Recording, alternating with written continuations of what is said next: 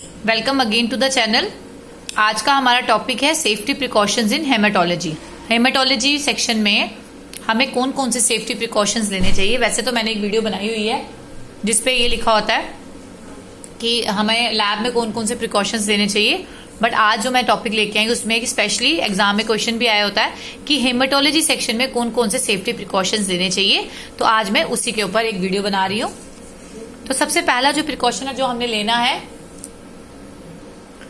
First है conduct yourself in a responsible manner at all times in the laboratory. Laboratory में आप कभी भी जाओ, किसी भी टाइम पे जाओ, आपकी ड्यूटी है नहीं है, तो आपने अगर काम करने जाना है वहां पे तो आपने सबसे पहले अपने आप को एक रेस्पॉन्सिबल पर्सन समझना है कि आप वहां काम करने जा रहे हैं।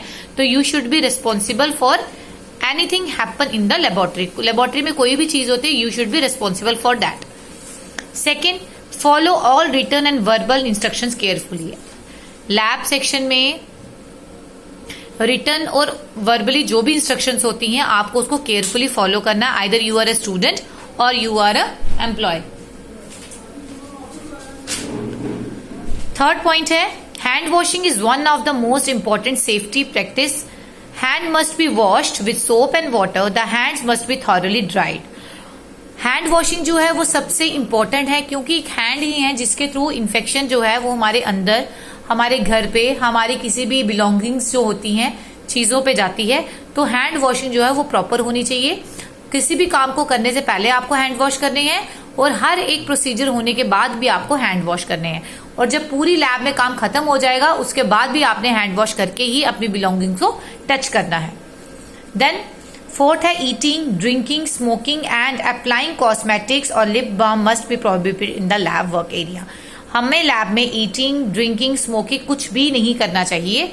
ये सब लैब में प्रोहिबिटेड होती है बिकॉज हमारी लैब में लैब में क्या होता है, सोर्स ऑफ इन्फेक्शन बहुत ज्यादा होता है। तो अगर हम वहीं पे ईटेबल्स रखेंगे या खाएंगे तो वो जो इन्फेक्शन होगा वो ईटिंग के थ्रू हमारे अंदर जा सकता है।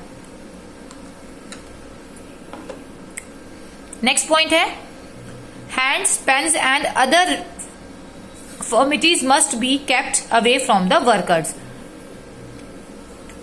Mouth and all mucous membranes.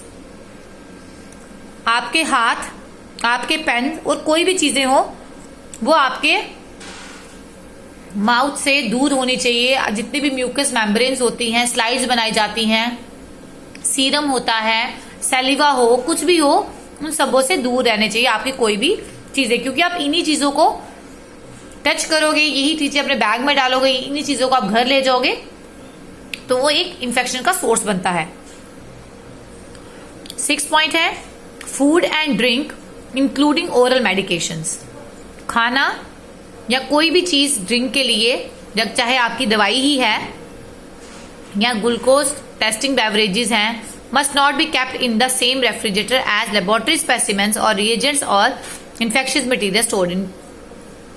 आपने जो रेफ्रिजरेटर होता है लैब्स में उसमें आपने कोई भी अपनी खाने पीने की चीजें नहीं रखनी है, क्योंकि जो भी चीजें लैब की वहां रखी जाती हैं it's a source of infection. तो आपने उनके साथ अपने खाने पीने की चीजें बिल्कुल नहीं रखनी है। 7th पॉइंट आता है mouth pipetting must be prohibited. मुंह से पिपेटिंग करना आपने बिल्कुल अवॉइड करनी है, क्योंकि माउथ से पिपेटिंग करने से क्या होता है, जो इन्फेक्शन है वो डायरेक्टली आपके अंदर चली जाएगी। So mouth pipetting must be prohibited. Then 8th one is needles and other sharp objects contaminated with blood.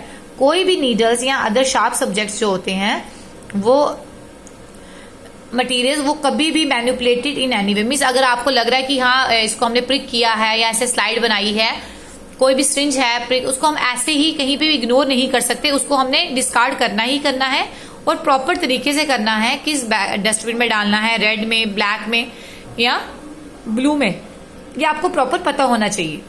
Then contaminated sharps, needles, blades, syringes, glass slides must be placed in puncture resistant container.